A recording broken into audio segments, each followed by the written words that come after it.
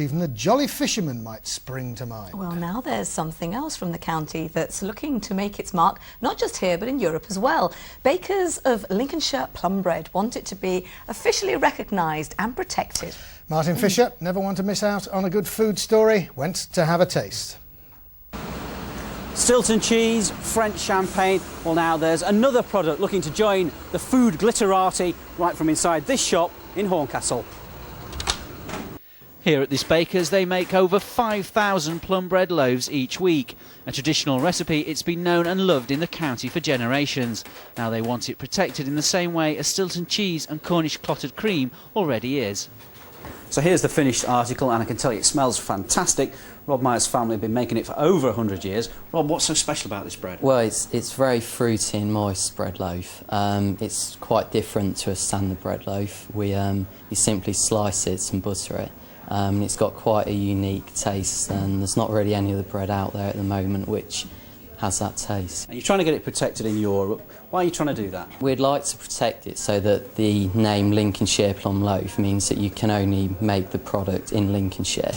As you said, we've been making it for 100 years, so we wouldn't want somebody else in the other end of the country trying to produce it.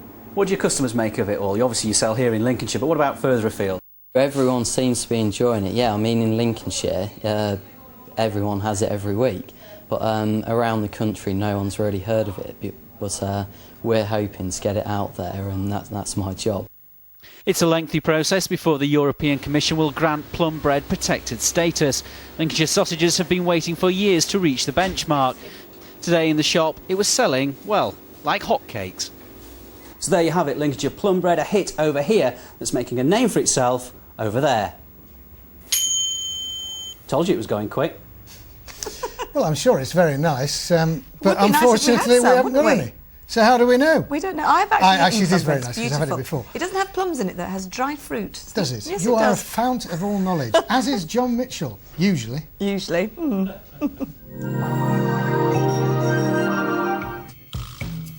Reporting from Horncastle, the home of plum bread. 6:45, more of today's main news. Your thoughts quickly turn to food, of course. Well, after all, there's the Lincolnshire sausage, the poached cheese, and, of course, the Lincolnshire plum bread. But how do you know that you're getting the real thing, the real pucker item? Well, now a baker from the county is pushing for EU legislation to make sure that Lincolnshire plum bread is actually from Lincolnshire. Hannah Moffat explains.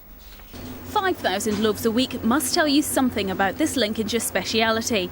For over 100 years, this bakery in Horncastle has followed the same secret family recipe.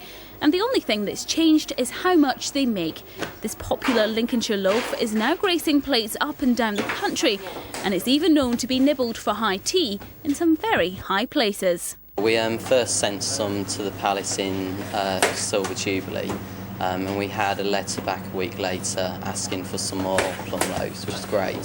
We don't supply the palace on a regular basis, but we did send some more down for a golden jubilee. Now it's hoped Lincolnshire plum bread can soon join the likes of Whitstable oysters, Gloucestershire cider and Arbroath smokies as a protected product. It means only plum bread made to specific guidelines can be branded as being from Lincolnshire, arguably the home of the fruity loaf.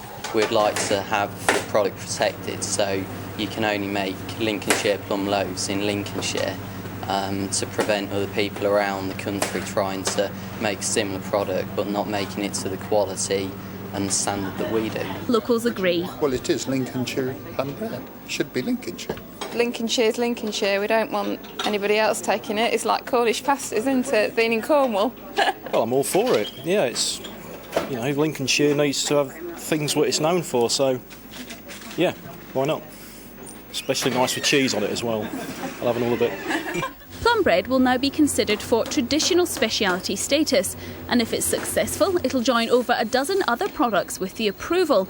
But this could take some time.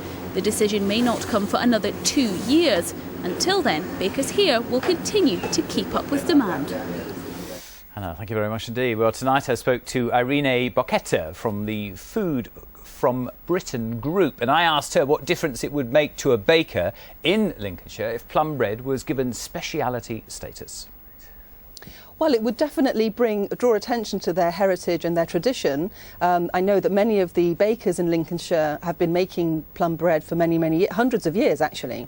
So does it actually mean it's got to be made in Lincolnshire, or it's got to be made to the right recipe but can be made anywhere? Well, under the protected food name schemes, there are 3 statuses that a product can go for.